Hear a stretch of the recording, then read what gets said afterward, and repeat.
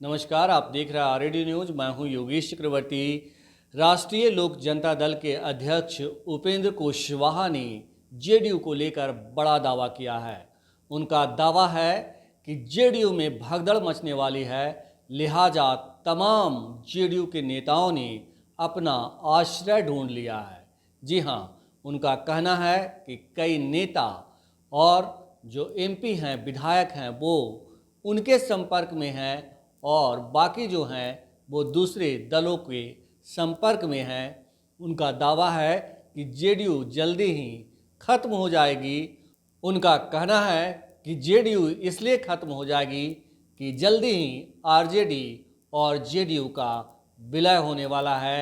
लिहाजा इस तूफान से पहले तमाम नेताओं ने अपना आश्रय ढूंढ लिया है, क्योंकि जैसे ही जेडीयू और आरजेडी का विलय होगा, बिहार में एक बार फिर से जंगल राज स्थापित हो जाएगा।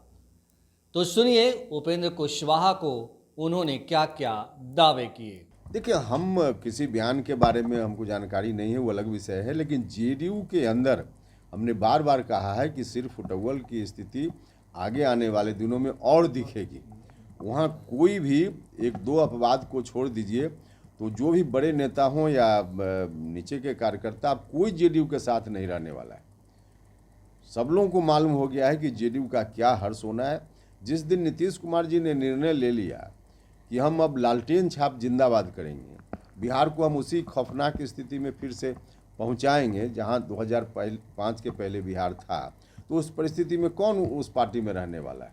तो इसलिए इस स्थिति के कारण आज किसी का बयान, कल किसी का बयान सुनिएगा, तो बारी बारी से सब लोग वहाँ से हटने वाले हैं, हटेंगे, जाएंगे। एकजुटता की कवायद चल रही है, लेकिन बिहार में जेडीयू इस तरह की दिख रहा है बयान अंदर। एक विपक्षी एकता की कवायद तो दिखाने के लिए है।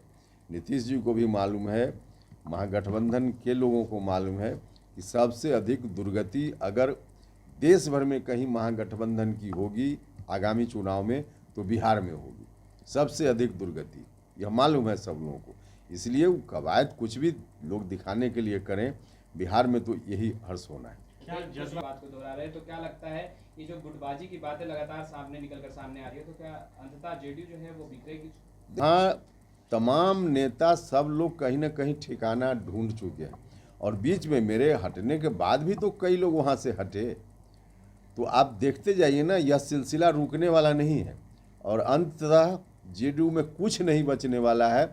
सिर्फ औपचारिकता बाकी रह गई है, कौन कब हटेंगे, लेकिन सभी हटेंगे। कहा जा रहा है कि आपके संपर्क में जेडीयू के कई विधायक और सांसद हैं और बीजेपी के संपर्क में। हाँ, निश्चित रूप से। देखिए, हमने कहा कि लगभग सभी लोग कहीं ना कहीं अपना ठिकाना ढूंढ चुके हैं। कुछ लोग मेरे संपर्क में भी हैं, यह बात बिल्कुल सच है। भारतीय जनता पार्टी के संपर्क में भी कुछ लोग हैं, कुछ लोग और कहीं संपर्क में होंगे। मतलब कुल मिला जुलाकर जेडीयू में उन लोगों का भविष्य बिल्कुल डार्क दिख रहा है उनको। इसलिए वहाँ कौन रहेगा? तो कोई नहीं वहाँ रहने वाला है। तो कहीं ना कहीं संपर्क तो लोगों का है ही। अब कब कौन हटेंगे औपचारिक रूप से यह समय बताएगा, लेकिन संपर्क में है मेरे साथ भी और अलग अलग जगह पर। जेडीयू की विलय होने वाली है। हमने तो बार बार कहा है भाई कि इन लोगों ने जो गठबंधन की बात जब एनडीए से अलग होकर कर रहे थे नीतीश जी महागठबंधन के साथ, उसी समय एक डील हुई थी जिसकी चर्चा हम बार बार करते रहे। उस वक्त डील की चर्चा हमने की तो चीज़ें स्पष्ट नहीं थी, लेकिन धीरे धीरे बात तो अब लोगों के सामने में है। आरजेडी और जेडीयू का विलय होना है, यह बात बिल्कुल तय है।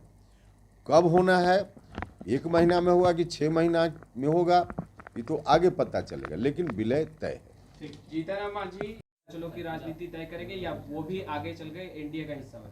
ये तो तय करेंगे तो बताएंगे, अभी हमने तय नहीं किया है, तय करेंगे फिर बताएंगे। जीतन मांझी महागठबंधन का दामन छोड़ एनडीए में गए हैं, उपेंद्र कुशवाहा जी कैसे देखते हैं? देखिए, हमने तो कहा ही है कि जेडीयू तो कम से कम अब डूबने के कगार पर है, तो डूबने वाली नाव के साथ कौन रहना चाहेगा। तो जीतन राम मांझी जी ने ठीक ही किया कि जो नाव डूब रही थी वहाँ से अलग हो गए, तो उन्होंने ठीक ही किया।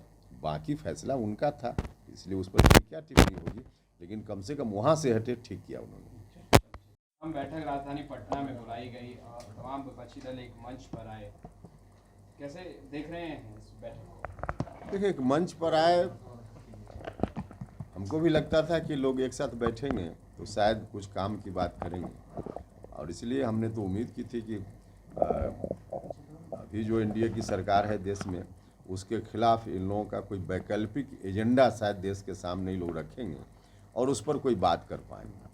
लेकिन कुछ भी ऐसा होता हुआ नहीं दिखा। बैठक में राहुल गांधी जी की दाढ़ी कैसे बढ़ गई और उनकी शादी क्यों नहीं हो रही है, तो दाढ़ी और शादी पर चर्चा के लिए बैठक हुई और अंतिम में तय किया गया कि बिहार में क्योंकि गर्मी ज़्यादा है तो अगली बैठक शिमला में की जाए, वहाँ का जो मौसम है उसका आनंद लिया जाए। इससे ज़्यादा क्या हुआ? कुछ नहीं हुआ।